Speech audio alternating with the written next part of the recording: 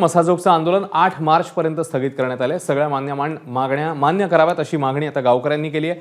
मागण्या मान्य न झाल्यास पुढाऱ्यांना गावात येऊ देणार नाही असंही सांगण्यात आलंय। यावेळी सुरेश धस, बजरंग सोनवणे आंदोलनस्थळी उपस्थित होते। आणखी 5 दिवस इथेच बसते पण सगळ्या मागण्या मान्य करा असं संतोष देशमुख यांच्या आईने म्हटलंय।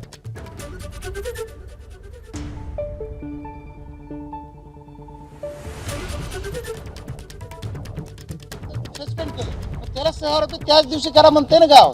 मग आतापर्यंत अन्न होत नाही, तुम्ही पण शासनामध्ये आहेत, मला तुमच्या म्हणजे ह्याच्यावर राजकारण नाही आणायचं, पण माझी विनंती आहे तुम्हाला की तुम्ही बोला ना, तुमच्या मुख्यमंत्र्यांचे तुम्ही आभार माना। तर बीड जिल्ह्यातील संतोष देशमुख हत्या प्रकरणात आता उज्ज्वल निकम यांची विशेष सरकारी वकील म्हणून नियुक्ती झाली आहे। तर सहाय्यक विशेष सरकारी वकील म्हणून बाळासाहेब कोल्हेंची नियुक्ती झाली। उज्ज्वल निकम यांची नियुक्ती करावी अशी मागणी ग्रामस्थांनी लावून धरली होती।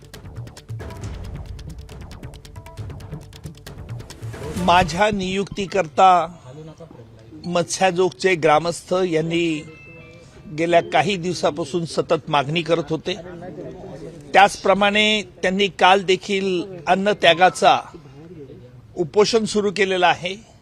हे ऐकून मी खूप व्यथित झालो होतो आणि म्हणून मी काल माननीय मुख्यमंत्र्यांना या संदर्भात कळवलं की सदरचा खटला चालवण्यासाठी मी तयार आहे। मत्स्याजोगच्या सर्व ग्रामस्थांना आवाहन करेल की आपण उपोषण हे सोडावं। मी अभिमानाने सांगेल, राजकारणात जरी असलो तरी माझ्या कर्तव्यात आणि ड्युटीमध्ये कुठेही कोणी आडवं येऊ शकत नाही। तर उज्ज्वल निकम यांच्या नियुक्तीवर खासदार सुप्रिया सुळेंनी काय प्रतिक्रिया दिली आहे ते बघणार आहोत। अखेर सरकारने काहीतरी महत्त्वाचा निर्णय घेतला असं त्या म्हणतात आणि मी त्याचं स्वागत करते असंही त्यांनी सांगितलेलं आहे। आपण बघूया सुप्रिया सुळे नेमकं काय म्हणतात। तर काहीतरी निर्णय सरकारने घेतला याचा अर्थातच मी स्वागत करीन, पण जो 7वा आरोपी आहे, जो खुनी आहे, तो गायब आहे। एक माणूस राज्यात गेले 72 दिवस आपल्याला सापडत नाहीये, ह्याच्यावर माझा विश्वासच नाहीये।